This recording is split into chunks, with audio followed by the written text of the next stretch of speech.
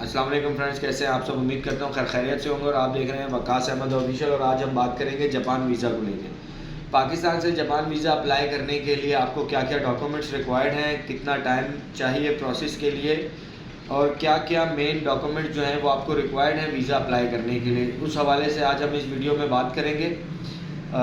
इससे पहले जो लोग हमारा चैनल फर्स्ट टाइम देख रहे हो, नए हैं, काइंडली इस चैनल को सब्सक्राइब और शेयर ज़रूर कर दीजिए ताकि हमारी जो इन्फॉर्मेशन वीडियो है वो आगे लोगों तक पहुंच सके और लोग फ्रॉड से बच सके। क्योंकि मार्केट के अंदर बहुत इस वक्त ट्रैवल इंडस्ट्री के अंदर फ्रॉड बहुत ज़्यादा चल रहा है। जैसे कि आप लोग आए दिन फेसबुक पे देखते होंगे, टर्की की कोई पोस्ट होगी, सऊदी अरब की पोस्ट होगी जिसमें हर मैन खादमीन की ज़रूरत है, तुर्की के अंदर खजूर पैकिंग के लिए स्टाफ चाहिए। तो ये सब चीज़ें जो हैं फ्रॉड हैं। इनका कोई जो है मतलब आप ऐसा कह लें कि कोई पॉजिटिव रिस्पांस नहीं है। बस इनका काम यही है कि जब आप अप्लाई करेंगे तो आपसे कुछ पैसों की डिमांड करते हैं और अगर वो पैसे आप उन्हें फॉरवर्ड कर देते हैं देन उसके बाद यही उनका मेन काम है बेसिकली। उसके बाद उन्हें पैसे चाहिए नहीं होते क्योंकि उसके बाद आपको पता चलना शुरू हो जाता है कि हमारे साथ फ्रॉड हो रहा है। तो फिर वो आपको दोबारा मतलब तंग भी नहीं करते कि आप और पैसे भेजें, और बल्कि आपसे पहले वही आपका नंबर ब्लॉक कर देंगे। खैर ये एक डिफरेंट पार्ट है।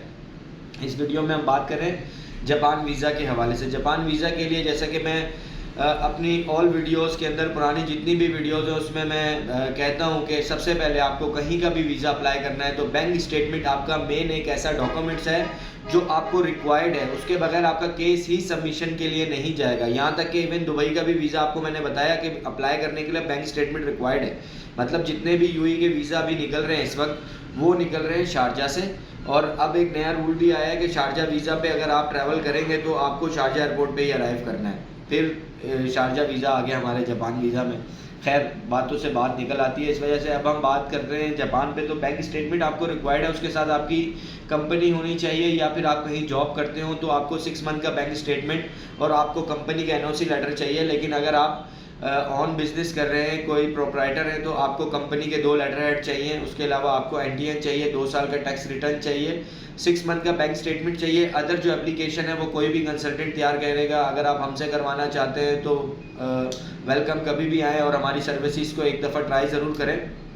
अगर आप किसी से भी करवाना चाहते हैं तो भी आप करवा सकते हैं, लेकिन आपके पास जो डॉक्यूमेंट्स हैं वो कंप्लीट होने चाहिए। ये वो डॉक्यूमेंट्स हैं जो आपकी पर्सनल प्रोफाइल है। उसके अलावा जो डॉक्यूमेंट्स हैं वो कोई भी कंसल्टेंट है वो आपकी एप्लीकेशन तैयार करेगा जिसमें आपका एप्लीकेशन फॉर्म है, आपकी ट्रैवल आइटनरी है, होटल बुकिंग है, वीज़ा रिक्वेस्ट लेटर है और जितने दिन आपने जापान में रुकना है उतने दिन का आपके पास एक शेड्यूल होना चाहिए जिसमें आप मेंशन करेंगे कि मैं इस डेट को इस सिटी जाऊंगा, इस डेट को इस सिटी जाऊंगा। तो वो एक जो है इसका एक सैंपल है जो जापान की वेबसाइट पे भी मौजूद है। ठीक है, वो वहाँ से आप क्लिक करके तो उसके ऊपर ये डिटेल सब मेंशन कर सकते हैं। और इससे पहले जापान जो है वो अपॉइंटमेंट सिस्टम नहीं था। आप डायरेक्टली जाते थे एम्बेसी और जाके आपको नंबर दिए जाते थे, देन आप वीज़ा सबमिशन करा देते थे। लेकिन उसमें भी बहुत प्रॉब्लम्स थी। पंजाब जो सेक्टर है, सिंध में शायद थोड़ी बहुत फिर भी आसानी है, लेकिन पंजाब के सेक्टर्स में आपको इस्लामाबाद पहले एक रात जाके एम्बेसी के बाहर बैठना पड़ जाता है रात को 2-3 बजे ताकि सुबह सबसे पहले आपका नंबर है। खैर जापान ने एक बहुत अच्छा काम किया कि उसने अपॉइंटमेंट सिस्टम स्टार्ट कर दिया और इस चीज़ से जान छूट गई। लेकिन अपॉइंटमेंट सिस्टम स्टार्ट होने के साथ ही हमें अपॉइंटमेंट सिस्टम पे अब अवेलेबल नहीं है, उनका सिस्टम प्रॉपरली अपडेट नहीं है या कोई ऐसा इशू है जिसकी वजह से अपॉइंटमेंट बुक नहीं हो रही। अगर अपॉइंटमेंट मिल भी रही है तो ब्लैक में मिल रही है। ये एक बड़ा पाकिस्तान में इस वक्त इशू चल रहा है। ये वीडियो जो लोग देख रहे हैं, अगर हम में से कुछ वो इदारे जो इस पे काम कर रहे हैं उन्हें चाहिए कि सर हमारे ऑफिस जो हमारा पाकिस्तान में जो इस वक्त अपॉइंटमेंट सिस्टम है वो हर कंट्री के लिए बहुत डिस्टर्ब है। चाहे आप वो शेंजन कंट्रीज उठा लें, यूके, यूएसए, कनाडा, कहीं भी आप उठा लें, अपॉइंटमेंट्स नहीं मिल रही हैं। अपॉइंटमेंट का सिस्टम बहुत ज़्यादा ख़राब हुआ है। उसके अलावा करप्शन की इंतहा है हमारे कंट्री के अंदर। आप ये देख लें कि टोटल अपॉइंटमेंट जो है वो ब्लैक में सेल हो रही है। मतलब इजीली एक चीज़ सिस्टम पे अवेलेबल है उसे क्यों ब्लॉक करके ब्लैक में सेल किया जा रहा है। एग्जाम्पल जैसे एक अपॉइंटमेंट फ्री ऑफ कॉस्ट है, एम्बेसी उसकी कोई कॉस्ट चार्ज नहीं करी, लेकिन अगर आप ब्लैक में लेने जाएंगे जापान वीज़ा के लिए आपकी फ़ीस नहीं है। मैं फिर आपको बताना चलूँ, जापान वीज़ा अप्लाई करने के लिए देयर इज़ नो फीस। आपको फ़ीस रिक्वायर्ड नहीं है, आपने सिर्फ डॉक्यूमेंटेशन कंप्लीट करनी है, आपने अपॉइंटमेंट बुक करनी है, दैट्स इट, और आपने जाके जमा करवा देना है। जापान वीज़ा का रेशो इस वक्त अच्छा है, जापान वीज़ा प्रोवाइड कर रहा है, लोगों को इजीली दे रहा है।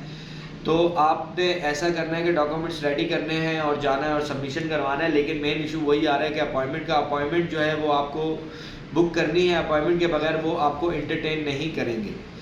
तो जापान वीज़ा के लिए अगर आपको अपॉइंटमेंट रिक्वायर्ड है तो आप हमसे कांटेक्ट कर सकते हैं। हमारा ऑफिस कराची में मौजूद है, सियालकोट में मौजूद है, और उसके अलावा हमारा एक ऑफिस दुबई में भी मौजूद है। तो डिस्क्रिप्शन में हमारे नंबर्स मौजूद हैं। कोई भी डिटेल्स आपको चाहिए, इसके अलावा किसी और भी कंट्री की आपको डिटेल्स चाहिए तो आप हमसे कांटेक्ट कर सकते हैं। आज की वीडियो में बस इतना ही। दुआओं में याद रखिए। अल्लाह हाफिज़। अल्लाह निगहबान।